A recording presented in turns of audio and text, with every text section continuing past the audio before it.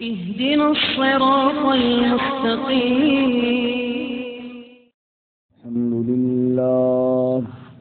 الحمد لله وكفى والصلاة والسلام على خاتم الرسل وسيد الأنبياء وعلى آله وأصحابه الأتقياء. أما بعد فأعوذ بالله من الشيطان الرجيم. بسم الله الرحمن الرحيم. ما أصاب من مصيبة إلا بإذن الله ومن يؤمن بالله يهد قلبه والله بكل شيء عليم. وأطيعوا الله وأطيعوا الرسول فإن توليتم فإنما على رسولنا البلاغ المبين. الله لا إله إلا هو وعلى الله فليتوكل المؤمنون. ما أصاب من مصیبة إلا بإذن الله. نہیں پہنچتی کوئی مصیبت مگر اللہ کے حکم کے ساتھ. وَمَن يُؤْمِن بِاللَّهِ يَهْدِ قَلْبَهُ. اور جو کوئی ایمان لائے اللہ کے ساتھ وہ ہدایت دیتا ہے اس کے دل کو. واللہ بکل شیء علیم. اور اللہ تعالی ہر شے کے ساتھ علم رکھنے والا ہے. وَأَطِيعُوا اللَّهَ وَأَطِيعُوا الرَّسُولَ. اور اطاعت کرو اللہ کی اور اطاعت کرو رسول صلی اللہ علیہ وسلم کی. فَإِن تَوَلَّيْتُمْ. پس اگر تم پھر گئے. فَإِنَّمَا عَلَى رَسُولِنَا الْبَلَاغُ الْمُبِينُ. پس بے شک ہمارے رسول پر تو واضح طور پر پہنچا دینا ہے. اللہ لا الہ الا ہو.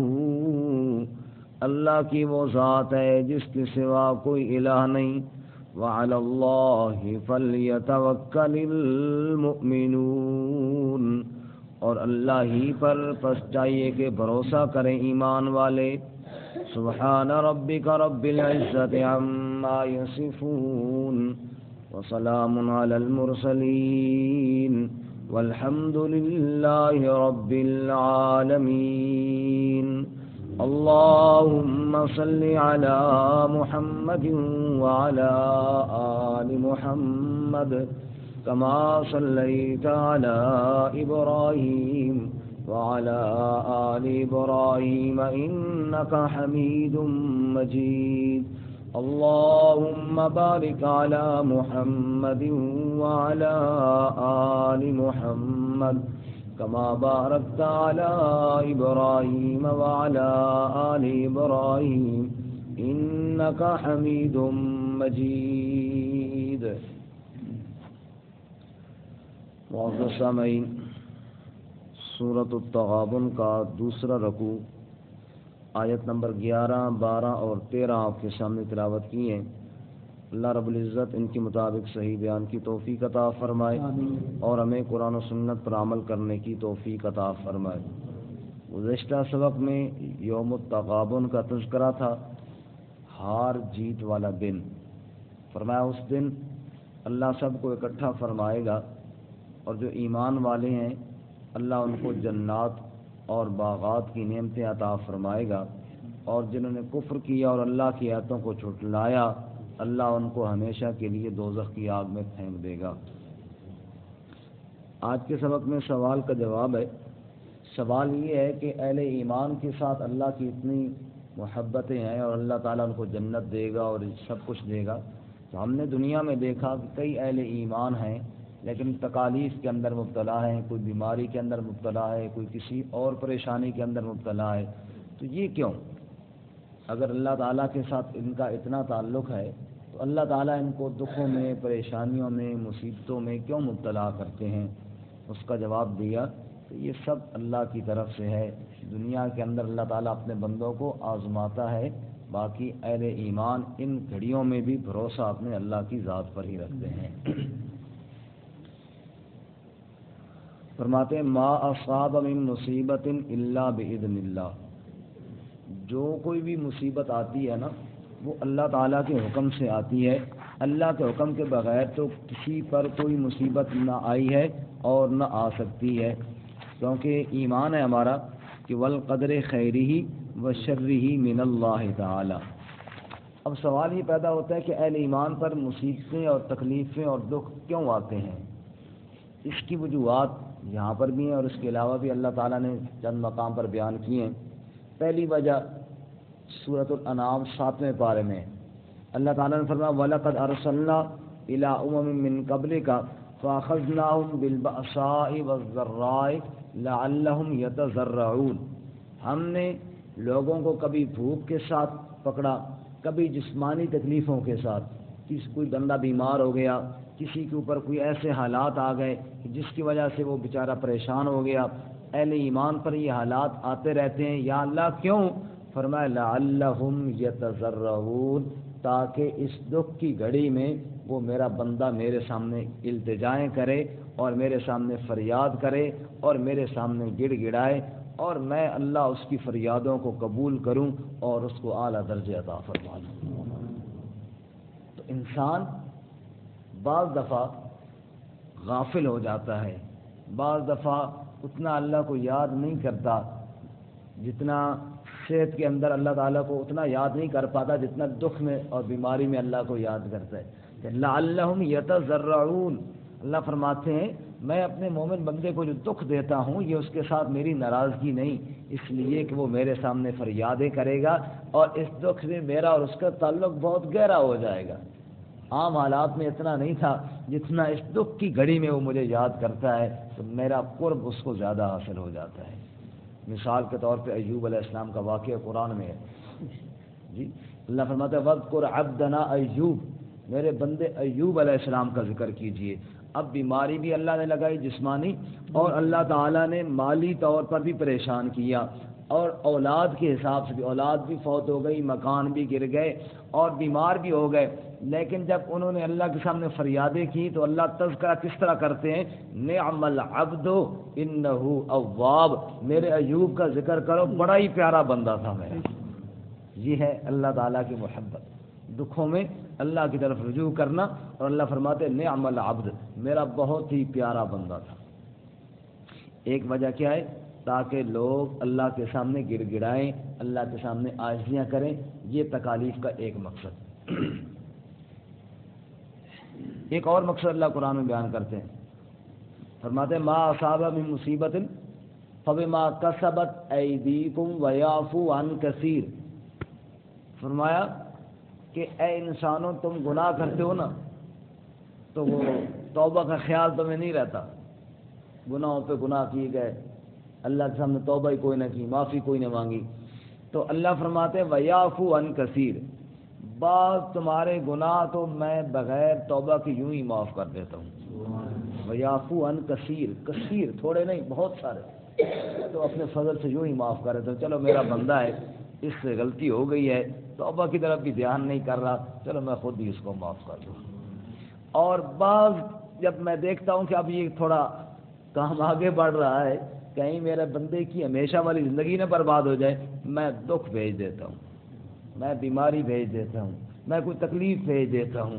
اب اس تکلیف میں یا توبہ کر لیتا ہے یا صبر کر لیتا ہے، اس توبہ اور صبر کی برکت سے میں سارے گناہ معاف کر دیتا ہوں۔ یہی وجہ رسول اللہ صلی اللہ علیہ وسلم نے ارشاد فرمایا اللہ اپنے بندے کو بیماری کے اندر مبتلا کرتا ہے، اب دو صورتیں ہیں، یا تو اس بیماری میں اس کی موت واقع ہو جاتی ہے، بیمار ہی چلا جاتا ہے، یا کیا ہے کہ وہ ٹھیک ہو جاتا ہے۔ رسول اللہ صلی اللہ علیہ وسلم فرماتے ہیں مومن آدمی بیماری کے اندر اگر اللہ کے پاس چلا گیا تو اللہ اس سے راضی ہو جاتے ہیں، اور اگر وہ ٹھیک ہو گیا تو گناہوں سے پاک ہو جاتا ہے۔ فائدہ ہے. تو اللہ فرماتے ہیں اس لیے میں اپنے بندوں کو تکلیف دیتا ہوں کہ تاکہ ان کے گناہ معاف ہو جائیں. حتیٰ کہ رسول اللہ صلی اللہ علیہ وسلم نے ارشاد فرمایا کہ مومن آدمی کا معاملہ بڑا اچھا ہے اور اس کے علاوہ مومن کے علاوہ کسی کا یہ اتنا اچھا نہیں ہے. اگر اسے راحت پہنچتی ہے وہ شکر کرتا ہے، یہ شکر اس کے لیے افضل ہے. دکھ پہنچتا ہے وہ صبر کرتا ہے، یہ صبر اس کے لیے افضل ہے.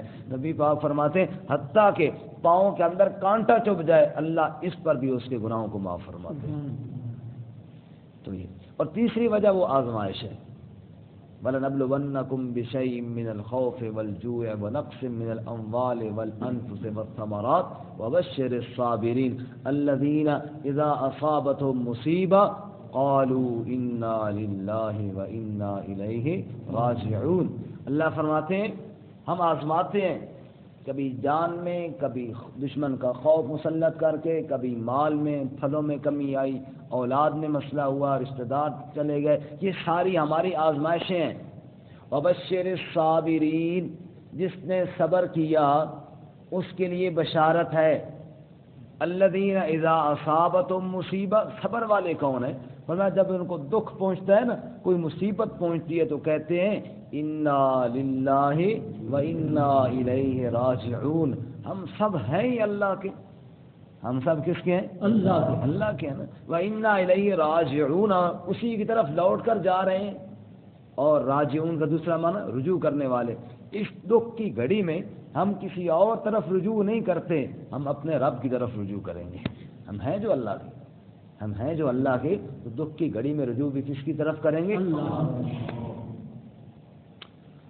تو اللہ ہاتھوں کی کمائی سے مراد گناہ ہے. ما کسبت ایدیکم، ابھی میں نے پہلے یہ عرض کیا، ما اصاب من مصیبت فبما کسبت ایدیکم ویعفو عن کثیر. جو تمہیں مصیبت پہنچی تمہارے ہاتھوں کی کمائی سے، یعنی تمہارے بدعمالیوں کی وجہ سے، اور اکثر اللہ یوں ہی معاف کر دیتے. فرماتے ما اصاب من مصیبت الا باذن اللہ، جو بھی کوئی مصیبت آتی ہے وہ اللہ کے حکم سے آتی ہے. کس کے حکم سے آتی ہے؟ اللہ. وہ نہ چاہے تو کوئی دکھ نہیں آ سکتا، وہ نہ چاہے تو کوئی مصیبت نہیں آ سکتی. اللہ تعالیٰ سورۃ البقرہ پہلے اس بارے میں فرماتے ہیں، جہاں جادو کا ذکر ہوا نا، تو وہاں اللہ تعالیٰ کیا فرماتے ہیں؟ وَيَتَعَلَّمُونَ مِنْهُمَا مَا يُفَرِّقُونَ بِهِ بَيْنَ الْمَرْءِ وَزَوْجِهِ. راجہ صاحب، جادو لوگ سیکھتے ہیں اور میاں بیوی کے درمیان جدائی ڈال دیتے ہیں. کیا کرتے تھے؟ میاں بیوی کے درمیان. آگے اللہ فرماتے ہیں وَمَا هُمْ بِضَارِّينَ بِهِ مِنْ أَحَدٍ إِلَّا بِإِذْنِ اللَّهِ، لیکن کسی کو دکھ نہیں پہنچتا سوائے اللہ کے حکم کے. رب نہ چاہے کوئی لاکھ کوشش کرے کسی کا کچھ بھی نہیں بگاڑ سکتا. اصل میں تو دکھ اللہ کی طرف سے آتا ہے، ذریعہ کوئی نہ کوئی بن جاتا ہے، ذریعہ کوئی نہ کوئی. اصل میں دکھ کس کی طرف سے آتا ہے؟ ما اصاب من مصیبت الا باذن اللہ، جو بھی مصیبت آتی ہے وہ اللہ کے اذن اور اللہ کے حکم سے آتی ہے. ومن یؤمن باللہ، اب دو قسم کے بندے ہیں. ایک بندہ جو مصیبت میں آتا ہے اللہ کی طرف رجوع نہیں کرتا، اور ایک جو ہے مومن آدمی دکھوں میں کس کی طرف رجوع کرتا ہے؟ اللہ. وَمَن يُؤْمِن بِاللَّهِ يَهْدِ قَلْبَهُ، اور جو اللہ پر ایمان رکھنے والا ہوتا ہے اللہ اس کے دل کی رہنمائی کرتا ہے. رہنمائی کا مطلب وہ بار بار اللہ کی طرف رجوع کرتا ہے. وہ سمجھتا ہے یہ دکھ میرے رب کی طرف سے آیا ہے، میں اپنے اللہ کے سامنے فریادیں کروں. جیسے حضرت سیدنا یعقوب علیہ السلام کا بچھڑا ہوا لخت جگر یوسف علیہ السلام گم ہو گئے، اور لمبا عرصہ گزر گیا، سالوں پہ سال گزرتے گئے. اور جب یعقوب علیہ السلام سے کہا گیا بابا جی بتاؤ کیا غم ہے اور کیا دکھ ہیں، جواب میں کہنے لگے انما اشکو بثی وحزنی الی اللہ، میں رب کے دیے ہوئے دکھ غیر کے سامنے بیان نہیں کرتا. دکھ رب نے دیے ہیں تو میں اپنے اللہ کے سامنے فریادیں کرتا ہوں. کس کے سامنے کرتا ہوں؟ اللہ. انما اشکو بثی وحزنی الی اللہ، میں اپنے غم اور پریشانیاں رب کے سامنے بیان کرتا ہوں. فرماتے ہیں یہد قلبا، اللہ اس کے دل کی رہنمائی کرتا ہے، اور وہ اپنے دل کا دکھڑا کبھی غیر کے سامنے بیان نہیں کرتا، وہ فریادیں اپنی رب کے سامنے کرتا رہتا ہے. اسی لیے فرماتے ہیں اللہ کے نیک بندے جب ان کو بیماری آئی، درد کی وجہ سے تکلیف بڑی، تڑپ تڑپ کر کہنے لگے لطف سجن دم بدم، قہر سجن گاہ گاہ، ای سجن بھی واہ واہ، اون سجن بھی واہ واہ. اللہ کی رحمتیں تو بڑی ہوتی ہیں، صحت تو اکثر دیتا ہے اور مالداری تو اکثر دیتا ہے، دکھ اور پریشانی کبھی کبھی دیتا ہے. ای سجن بھی واہ واہ، اون سجن بھی واہ واہ، وہ صحت دے تب بھی الحمدللہ، اور وہ غم اور دکھ دے تب بھی الحمدللہ. فرمایا وَمَن يُؤْمِن بِاللَّهِ یہد قلبا، جو اللہ پر ایمان لائے اللہ اس کے دل کی رہنمائی کرتے ہیں اور دل کے اندر اللہ کی محبت بڑھ جاتی ہے. واللہ بکل شیء علیم، اور اللہ تو ہر چیزوں کو جاننے والا ہے، وہ تو دلوں کے راز بھی جاننے والا ہے کہ میرے بندے کے دل کے اندر کتنی میری محبت ہے اور کتنی یاد اس کے اندر بس رہی ہے. اس لیے اہل ایمان واطیعوا اللہ واطیعوا الرسول، دکھوں کی پرواہ نہ کرو، غموں کی طرف نہ دیکھو، بلکہ بڑھ چڑھ کے اللہ اور اس کے رسول کی اتباع اور اطاعت کرو. شاعر کہتا ہے اسی کے نام پر مرے، اسی کے نام جیتا جا، اسی کے نام کی میں ہو تو بھر بھر جام پیتا جا. رہے توحید میں گر ہوں سمندر شرک کے حائل، لگا دے جست موجوں میں تو پتھروں پر گھسیٹا جا. جیسے حضرت بلال کو گھسیٹا گیا نا، دکھ تو آئے لیکن دل کے اندر اللہ تعالیٰ کی ایسی محبت تھی، واطیعوا اللہ واطیعوا الرسول، جو مرضی ہو جائے رب کی محبت دل سے نہیں نکلی. لگا دے جست موجوں میں تو پتھروں پر گھسیٹا جا، وہی خالق وہی مالک وہی داتا وہی مشکل کشا سب کا، وہی ایک غوث اعظم ہے یہی للکار دیتا جا. اسی کے محبت میں آگے بڑھتا جا اور کہے واطیعوا اللہ واطیعوا الرسول، میں نے تو اطاعت اللہ کی کرنی ہے، میں نے تو رسول اللہ صلی اللہ علیہ وسلم کی اطاعت کرنی ہے. فَإِن تَوَلَّيْتُمْ، اور دنیا والو اگر تم دکھوں کی وجہ سے، دنیا کی پریشانیوں کی وجہ سے اللہ اس کے رسول کا دامن چھوڑ دو گے، ان کی اطاعت چھوڑ دو گے، تو سنو فَإِنَّمَا عَلَىٰ رَسُولِنَا الْبَلَاغُ الْمُبِينُ، بے شک ہمارے رسول کی ذمہ داری تو یہ ہے البلاغ المبین، واضح طور پر پیغام پہنچا دے. سو وہ میرے نبی نے تو پہنچا دیا، میرا نبی تو کامیاب ہو گیا، تم اطاعت نہیں کرو گے تو خود ناکام ہو جاؤ گے، میرے نبی کا کوئی نقصان نہیں. باقی دکھوں کی وجہ سے اور پریشانیوں کی وجہ سے دل توڑ بیٹھنا یہ اہل ایمان کا کام نہیں.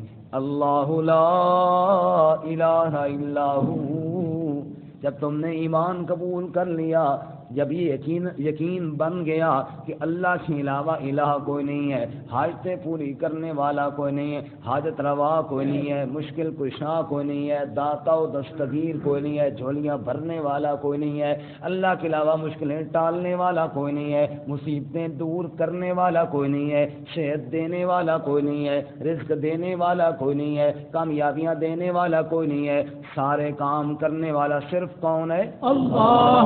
اللہ لا الہ الا ہو، اللہ کے علاوہ کوئی الہ نہیں ہے. جب الہ کوئی نہیں ہے تو پھر دل کے اندر بھروسہ بھی اللہ پر رکھو. وعلی اللہ فلیتوکل المؤمنون، اور اللہ ہی پر چاہیے کہ بھروسہ کریں ایمان والے. اے اہل ایمان، جب یہ تمہارا ایمان ہے لا الہ الا اللہ، تو پھر یہ بھی بناؤ نا دل کا یقین بھی، بھروسہ صرف اللہ کی ذات پہ ہوگا. رسول اللہ صلی اللہ علیہ وسلم نے فرمایا گھر سے باہر نکلو تو کیا پڑھو؟ بسم اللہ. بھروسہ کس پر ہے؟ اللہ کی ذات پر ہے. بسم اللہ توکلت علی اللہ، میرا بھروسہ اللہ کی ذات پر ہے. وعلی اللہ فلیتوکل المؤمنون، اللہ ہی پر چاہیے کہ بھروسہ کریں اہل ایمان. اللہ ہم سب کو اپنی ذات پہ کامل یقین نصیب فرمائے. آمین. فرماتے ہیں ما اصاب من مصیبت الا باذن اللہ، فرمایا نہیں پہنچتی کوئی مصیبت مگر اللہ کے حکم سے، یعنی جو بھی دکھ آتا ہے اللہ کے حکم سے. ومن یؤمن باللہ یہد قلبہ، اور جو کوئی ایمان لائے اللہ کے ساتھ رہنمائی کرتا ہے اس کے دل کی. واللہ بکل شیء علیم، اور اللہ تعالی ہر شے کے ساتھ علم رکھنے والا ہے. واطیعوا اللہ واطیعوا الرسول، اور اطاعت کرو اللہ کی اور اطاعت کرو رسول اللہ صلی اللہ علیہ وسلم کی. فَإِن تَوَلَّيْتُمْ، پس اگر تم پھر گئے، فَإِنَّمَا عَلَى رَسُولِنَا الْبَلَاغُ الْمُبِينُ، بس بے شک ہمارے رسول پر تو واضح طور پر پہنچا دینا ہے. اللہ لا الہ الا ہو، اللہ کی وہ ذات ہے جس کے سوا کوئی الہ نہیں. وعلی اللہ فلیتوکل المؤمنون، اور اللہ ہی پر بس چاہیے کہ بھروسہ کریں ایمان والے. وآخر دعوانا